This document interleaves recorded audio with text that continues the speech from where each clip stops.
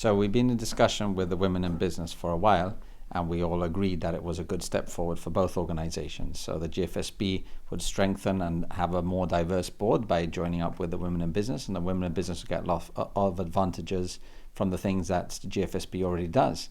Doesn't seem to make sense to have two organizations doing the same thing when we can both do them together and do them much better. So really the conversation started from there and it's developed to where we are today. So you've mentioned this is about women in business moving forward and opening up a dialogue, so strengthening rather than diluting its purpose.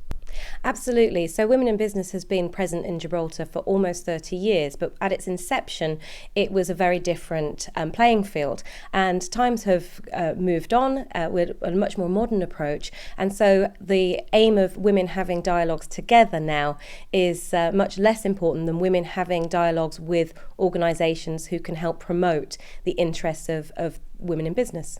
Do you have any particular objectives or priorities to get started on after unification?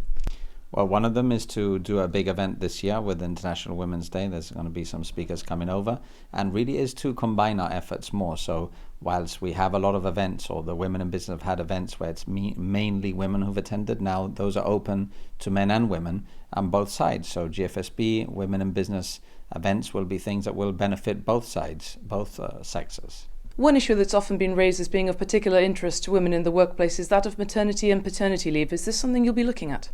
I'm glad you said maternity and paternity, because as Julian's just said, it's looking at equal balances, and I think men and women, certainly modern families today, take equal responsibility in the home.